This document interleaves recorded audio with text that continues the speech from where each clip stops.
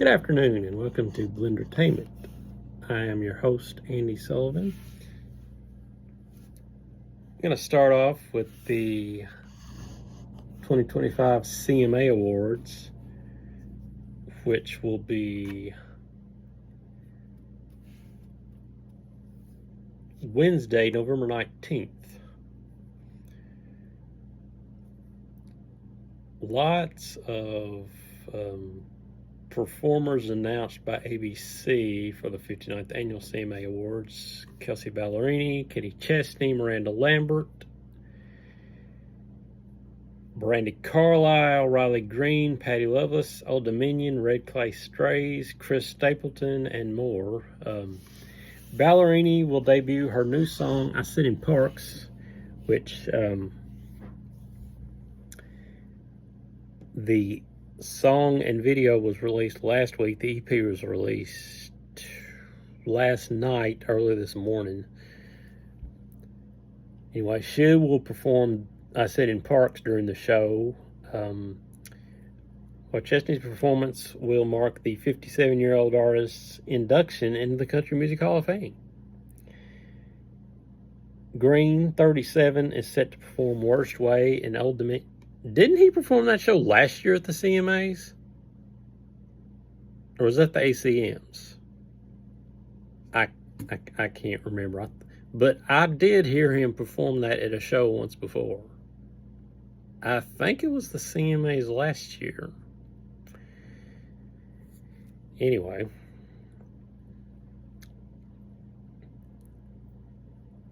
And Old Dominion will stage a medley of Break Up With Him, Memory Lane, One Man Band, Hotel Key, and Snapback. The Red Clay Strays will perform People Hatin' with Stapleton, while Stapleton, 47, is set to sing the F1 movie single Bad As I Used to Be. I don't know how F1 performed at the box office, but I don't think very good. Not that I keep up with stuff like that, but Lambert and Stapleton will join forces for their performance of A Song to Sing. Vince Gill was announced as this year's Willie Nelson Lifetime Achievement Award nominee, honoree. Let's read that again. Earlier this week, Vince Gill was announced as this year's Willie Nelson Lifetime Achievement Award honoree. He will be celebrated with a tribute performance at the show. It's Friday, guys. Just go with it. Go with the mistakes. It's good. It's cool. Previously announced CMA performers include Big X the Plug, Luke Combs, Ella Langley, Megan Maroney, who's probably going to win everything next week, Shabuzi, Zach Top, Tucker Wetmore, which doesn't sound like the cleanest name in the world, but anyway, Lainey Wilson and Steven Wilson Jr. Wilson will also serve as the show's host, that is Lainey Wilson, after she shared the duty with Luke Bryan and Peyton Manning last year. She says, I grew up watching the CMA Awards like it was the Super Bowl, so to be hosting for a second year in a row is a true honor. I'll tell you, the CMA Awards used to be like the Super Bowl. Here lately, it's kind of, yeah, when you're expecting something big and you just you watch it, after 3 hours of watching it, you just feel like the air's let out of you. The CMA Awards have been like that lately. Let's see if it can get turned around this year.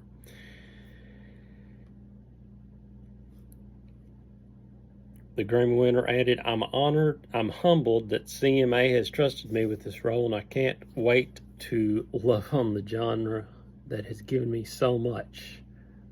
This year's CMA nominations were led by Langley and Maroney, with 6 each, while Zach Top earned 5 nods. Green and Cody Johnson each scored 4. CMA Awards will be on November 19th and stream the next day on Hulu.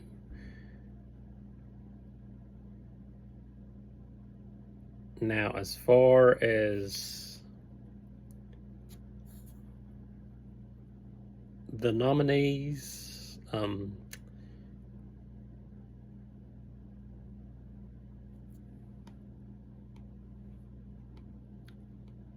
I believe I did this when they were released, but let's see if we can.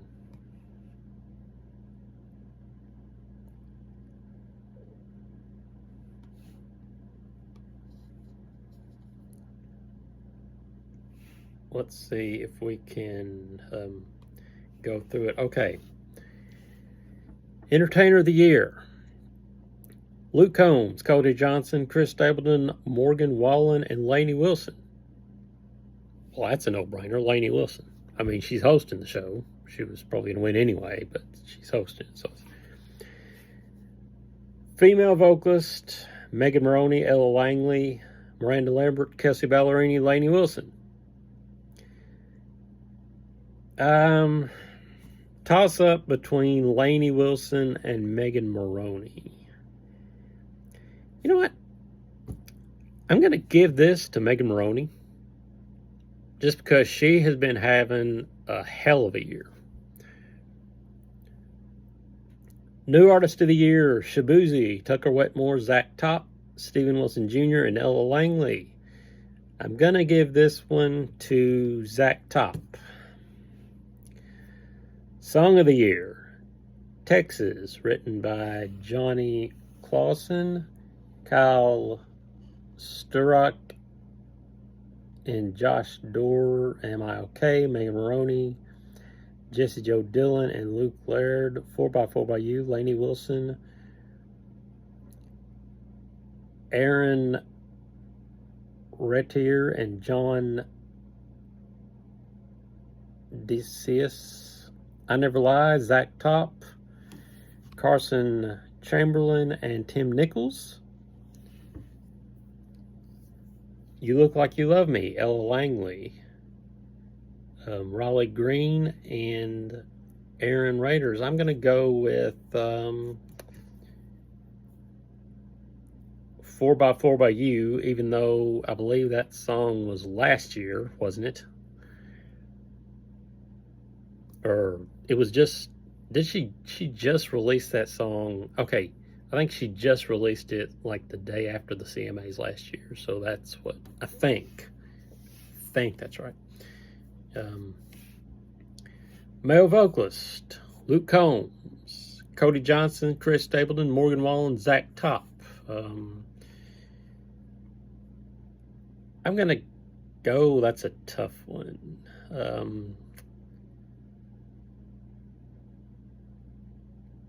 I'm going to give it to Cody Johnson. Album of the Year: F1 Trillion, Post Malone, Am I Okay? Megan Maroney, Whirlwind, Lainey Wilson. Hang on, let me go back here and get all of the people involved in this. Am I Okay? Megan Maroney, Christian Bush, formerly of Sugarland. I didn't know that he had a hand in that. And Justin Niebank, F1 Trillion, Post Malone, Louis Bell, and Charlie Handsome. Really? That's his name? Charlie Handsome? All right. Whirlwind, Lainey Wilson, Jay Joyce, and Jason Hall.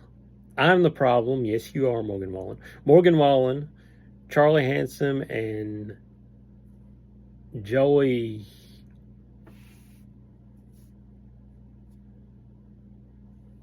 Mole. Hang on. Well, it's not coming through. Okay. And Cold Beer and Country Music, Zach Top, Carson Chamberlain, Matt Rovey. I'm going to go with Am I Okay? Single of the Year, Ain't No Love in Oklahoma, Luke Combs, Jonathan Singleton, Chip Matthews. By the way, Chip Matthews, don't know if you guys remember this, but on an episode of Friends, that was the name of the guy that Monica and Rachel had a huge crush on in high school, and Monica went out with him, and turns out he was just as big of a jerk as he was in school. I just don't think that I have ever run across anybody called Chip Matthews before, and now they're and now they worked on Ain't No Love in Oklahoma, but who knew? You Look Like You Love Me, Ella Langley, 4x4 by You, Lainey Wilson, Am I Okay, Megan Maroney, Christian Bush, I Never Lied, Zach Top, Carson Chamberlain. Another tough one that I'm going to give it to... actually, I think this year's CMA Awards is going to be the Megan Maroney versus Lainey Wilson show. I'm going to give Am I Okay the win for Single of the Year.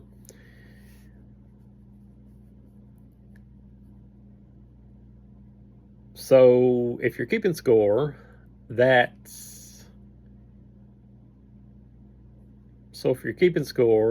is Song of the Year. I've got going to Megan Maroney. Album of the Year I got going to Megan for Am I Okay? Single of the Year I got going to Megan for Am I Okay? Music Video of the Year, I've not done that. Somewhere Over Laredo, Lainey Wilson. I'm Gonna Love You, Carrie Underwood. Think I'm in Love with You, Chris Stapleton. Am I Okay, Megan Maroney. You Look Like You Love Me, Ella Langley featuring Riley Green. I would give this to You Look Like You Love Me. That video is so good. So that's my pick for Video of the Year. Vocal group, Lady A, Old Dominion, Little Big Town, Rascal Flatts, and the Red Clay Strays. Gosh, that's a tough one.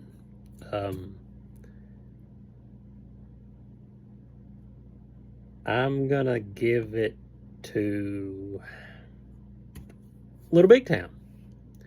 Musical Event of the Year. Pour Me a Drink, Post Malone and Blake Shelton. I'm Gonna Love You, Carrie Underwood and Cody Johnson. You Had to Be There, Megan Maroney and Kenny Chesney.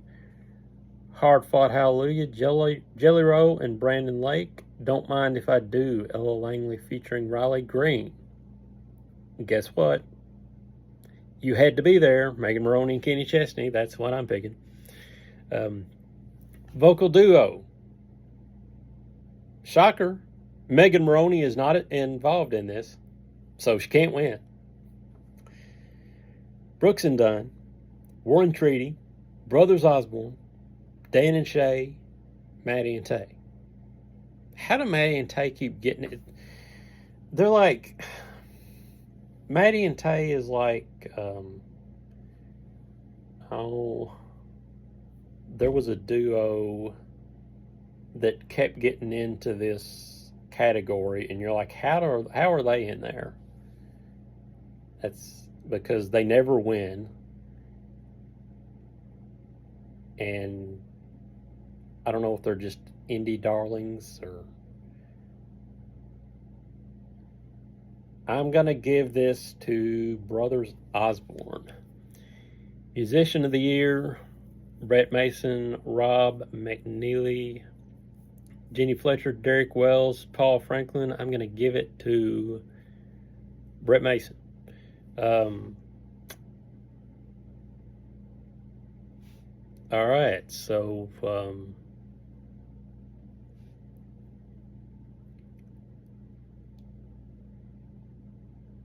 I got Lainey Wilson, Entertainer of the Year. Female vocalist, probably Meg Maroney. Zach Top is new artist. Song is probably 4x4 by You, even though she released that. Well, she released it. I think she debuted it on the CMAs last year, so it counts. Male vocalist Stapleton, Album of the Year.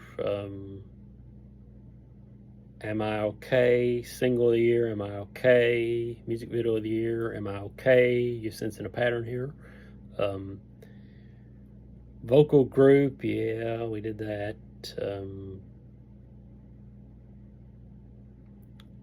Lady A. I'm gonna say Lady A actually for vocal group. I'm gonna change my mind. Musical event. You Had to Be There, Maroney and Chesney. Vocal duo. Let's Go, Brooks and Dunn. And let's say Paul Franklin for musicians. So by my count, that's Lady Wilson's gonna get shut out if I'm right for the CMA Awards. If you want to say that I'm right, check them out Thursday night on ABC, next day on Hulu.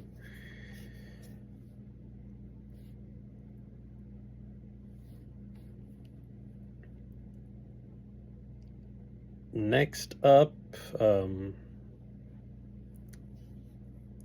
new David Baldacci book called Nash Falls, released Tuesday. I've got it. I haven't started reading it yet because I'm in the process of reading The Life and Times of a Girl Monsoon on Kindle. I bought that and the Sawyer Brown book on Kindle while I was still reading another one, so I'm a little backlogged. Okay, so tonight, UK basketball, we are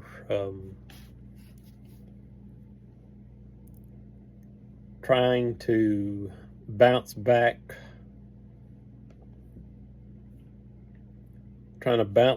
from the loss the other day, and tonight is Eastern Illinois, and we better look sharp in this one because the one after that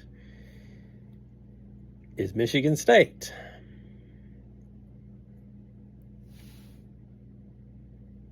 But right now, it's Eastern Illinois tonight at 7 p.m. Eastern, which is 6. And it will be on,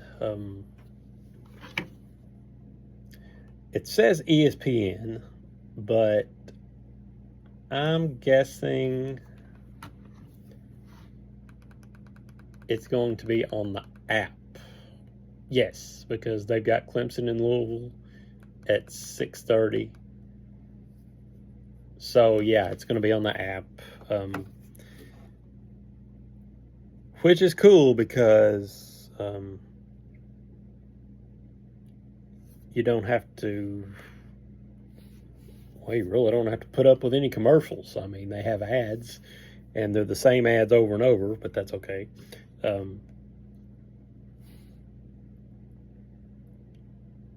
And also, that's not it for UK sports, because tomorrow, UK football plays let's see here.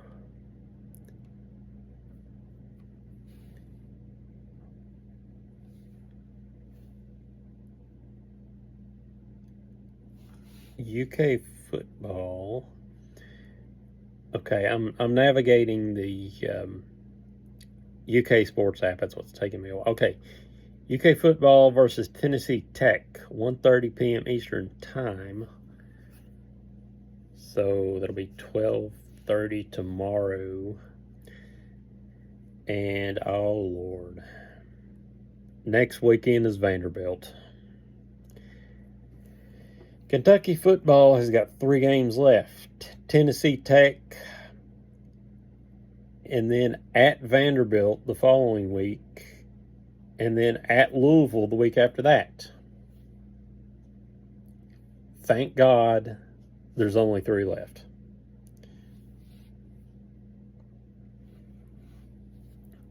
They're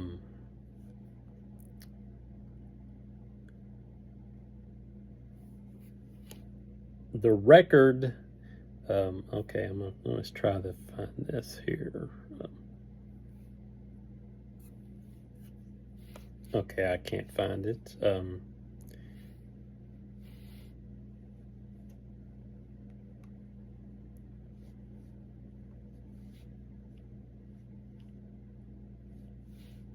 Okay, here we go.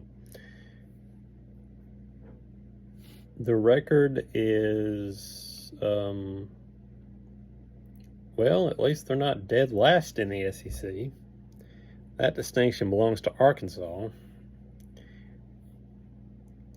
Texas A&M is on top of the SEC. That's unbelievable.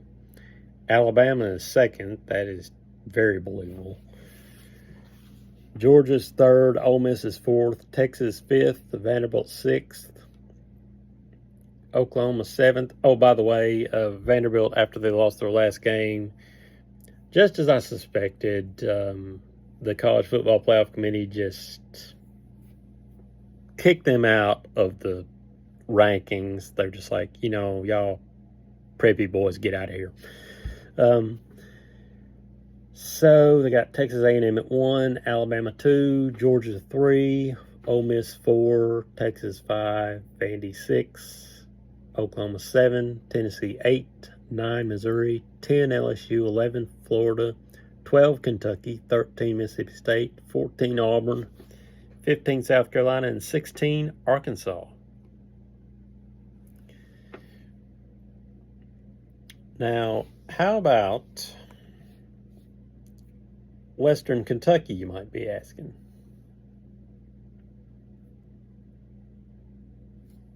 Okay, well,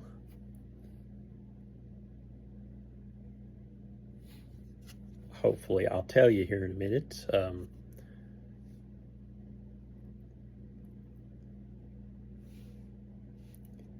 Okay, here we go. WKU football, Middle Tennessee, Saturday, November 15th at 2:30 p.m. So tomorrow afternoon.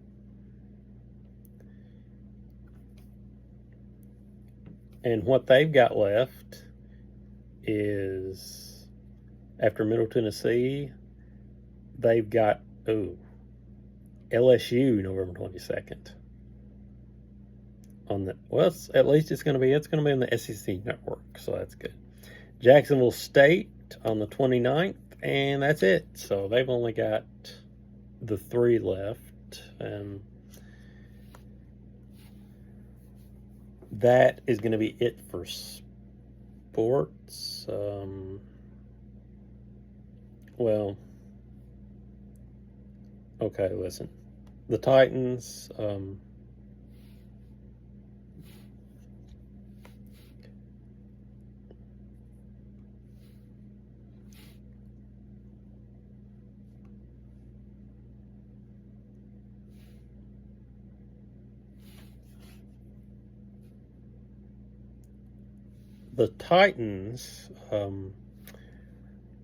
okay, the Texans and Titans, November 16th at noon is Week 11's matchup. Titans are probably going to be in that for the first quarter, maybe the half. I mean, they've been doing fairly decent, except for just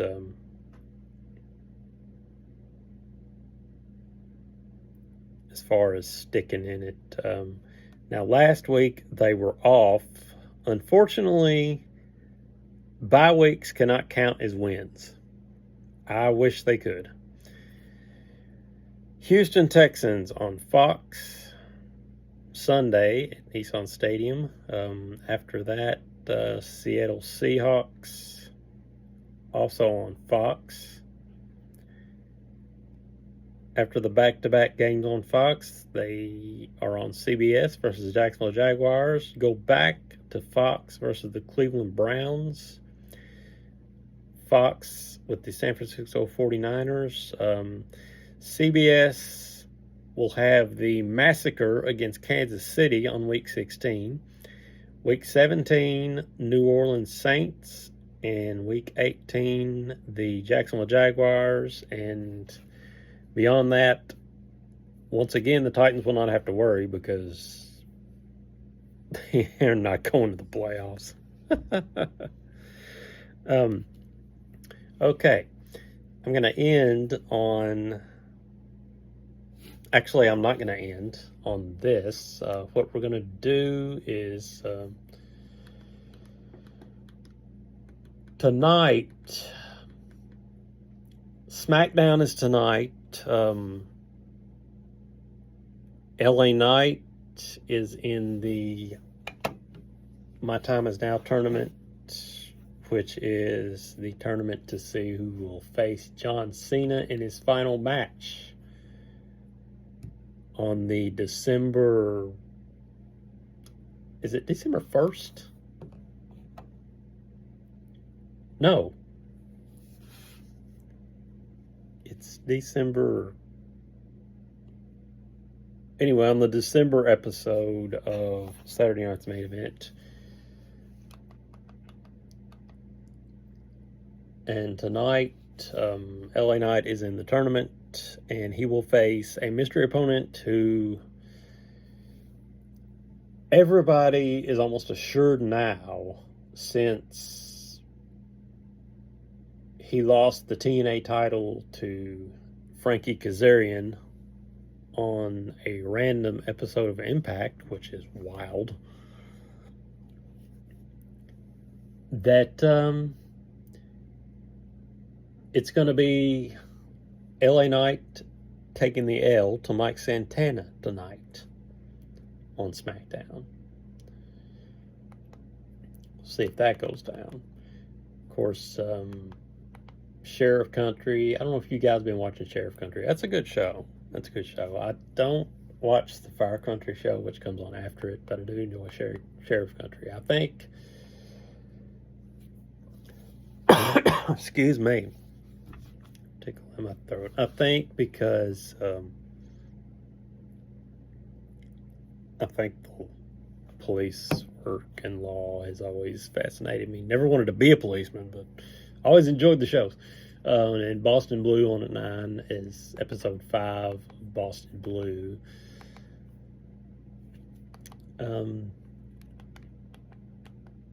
All the late night shows are repeats tonight.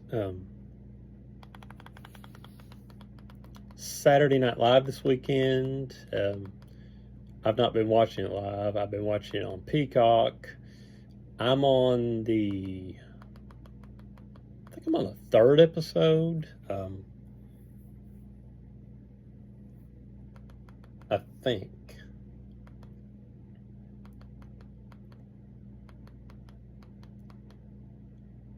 And the one this weekend is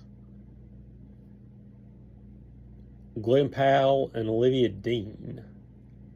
That's another musical guest who I do not know who that is. So it's going to be interesting to have my introduction to Olivia Dean. Excuse me.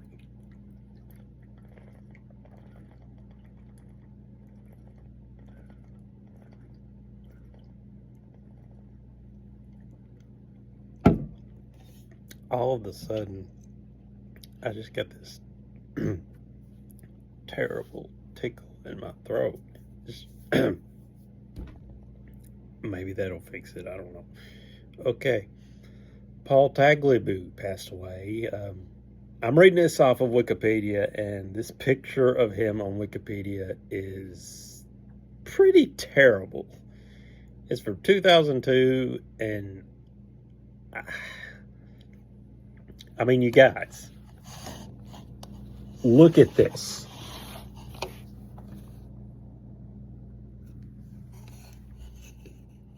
I'm not holding it right.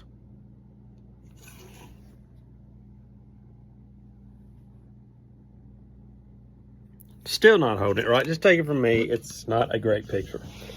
Paul John Tagliabue, November 24, 1940 to November 9, 2025. Oh, hold on. Oh, wow, I didn't know that. He was a lawyer. He was the commissioner of the NFL. He took the position in 1989 and served until September 1, 2006. He had previously served as a lawyer for the NFL. I did not know that. During his commissionership, the NFL added 4 new franchises while keeping the Saints in New Orleans following Hurricane Katrina. 4 franchises moved cities.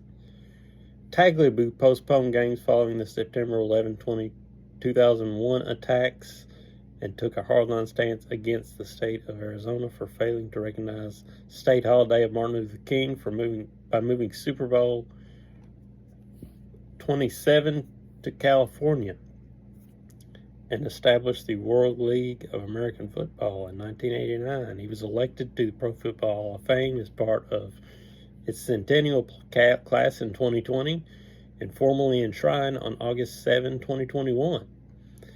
In addition to his NFL career, Tagliabue also served as chairman of the board of directors of Georgetown University from 2009 to 2015.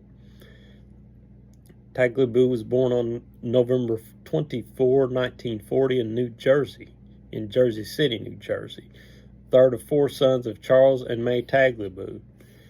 He was of Italian descent, raised in the Heights neighborhood of New Jersey. He attended St. Michael's High School in Union City, New Jersey, where he started in basketball. Tagliabue received an athletic scholarship to play basketball at Georgetown University and was captain of the 1961-62 team. He graduated in 62 as president of his senior class, a Rhodes Scholar finalist, and Dean's List graduate. In a congressional hearing in 1992, Tagliabue later revealed he had inadvertently played in a game where an opposing team would fix the outcome of the game in favor of Georgetown, which would be one factor in mind for him taking a staunch stance against gambling later in his life. Tagliabue graduated from New York University School of Law with honors in 1965. From 1969 to 1989, Tagliabue practiced law with the Washington, D.C. firm Covington and Burling. After serving as a lawyer for the NFL, Tagliabue was elected by NFL owners to succeed Pete Rozelle as commissioner of the NFL in 1989. During his tenure as commissioner, the NFL expanded from 28 teams to 32. New franchises were announced in 1993 to begin play in 95 in Charlotte and Jacksonville. Subsequent moves by other teams resulted in a 31st team being added in Cleveland in 1999. This team, though technically an expansion team, inherited the name, colors, and history, including all team and individual records from the Cleveland Browns, who had relocated to Baltimore in 1996 and had been renamed the Baltimore Ravens. The 32nd franchise was the Houston Texans, added in 2002. The NFL continued to play preseason games in Europe with the American Bowl Series. Paul Tagliabue started the Spring Developmental League, the World League of American Football, with 7 teams in North America plus 3 in Europe. The European teams dominated in 1991, the first season. After the second season in 92, in which U.S. teams played in the World Bowl, the World League was shut down as it was unsuccessful in the United States. In 1999, the Spring League returned as NFL Europe.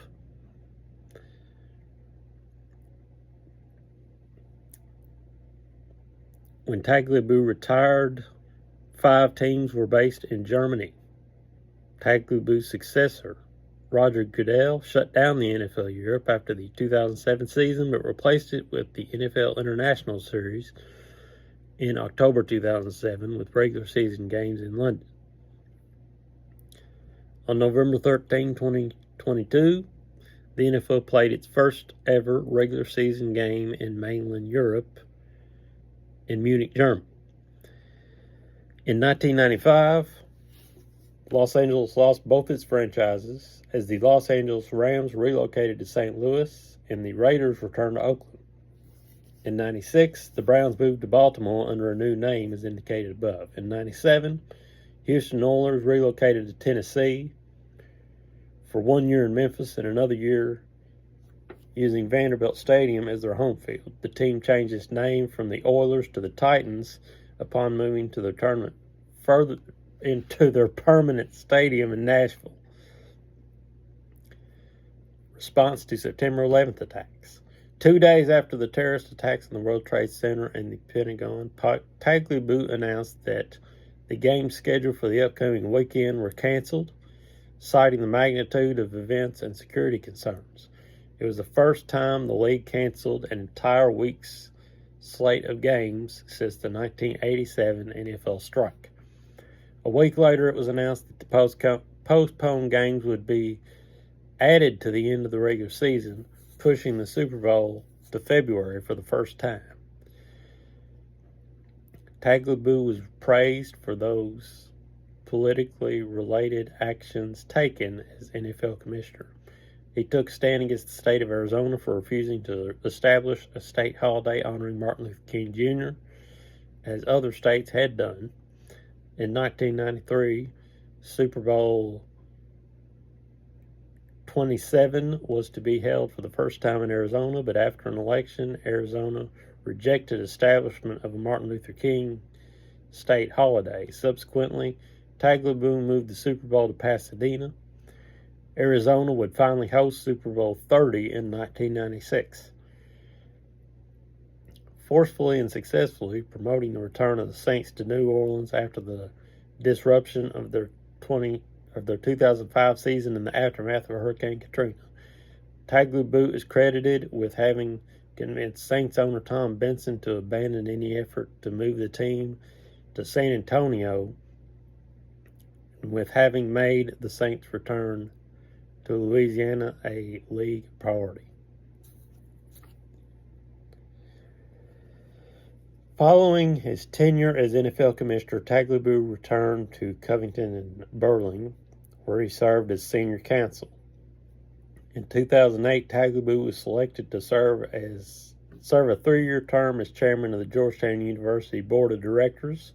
In 2012, Tagliabue was appointed by current NFL Commissioner Roger Goodell to hear the appeals of players suspended in the New Orleans Saints bounty scandal. Tagliabue affirmed Goodell's findings in the investigation, but overturned all players' suspensions. On September 4, 2014, Tagliabue was named to the Executive Board of DC 2024, a group trying to bring the 2024 Summer Olympics to Washington, D.C. Tagliabue was honored for his work with LGBT rights group PFLAG. He served on the advisory board of the Irish Network, a nonprofit blindness rehabilitation agency in Portland, Maine. Tagliabue supported the Vet the Vote campaign to engage veterans and military families as poll workers. Personal life. On August 28, 1965, Tagliabue married Chandler Minter in Washington, D.C. Minter was originally from Milledgeville, Georgia, and they were introduced at law school. She graduated from the Georgia State College for Women before moving to New York City. As of 2014, he and his wife resided in Chevy Chase, Maryland. They had 2 children. Andrew Paul Tagliabue, known as Drew, born in 1969, resides in New York City. Emily Elizabeth Tagliabue, born in 1972, married John D. Rockefeller V, a son of J. Rockefeller and Sharon Percy Rockefeller. They have 2 daughters, Laura Chandler Rockefeller, born in 2000, and Sophia Percy Rockefeller, born in 2002, and 1 son, John Davidson Rockefeller VI, born in 2007. Tagliabue was a member of the Leadership Now project, which later warned about the threats posed by a second term of Donald Trump. On July 5th, 2024, Tagliabue and 167 other LNP members signed a letter urging Joe Biden to end his 2024 re-election bid. On November 9th, 2025, Tagliabue died at his home in Chevy Chase, Maryland, of heart failure and complications from Parkinson's disease. Tagliabue won the 1992 Eagle Award from the United States Sports Academy. The Eagle Award is the Academy's highest international honor and was awarded to Tagliabue for his significant contributions to international sport. He received the Teddy Roosevelt Award from the NCAA in 2007. On January 15, 2020, Tagliabue was elected to the Pro Football Hall of Fame Centennial Class of 2021. He received honorary degrees from St. Peter's College, Colgate University, and Northeastern University. Quite the life lived, quite the career. Rest in peace, Paul Tagliabue. And on that note, we bring Blendertainment to a close. I hope you've enjoyed watching the show. And I'll get back with you hopefully next Friday, maybe next weekend. So check you guys out then. Have a great weekend. Be calm, be cool, be courageous, and peace out.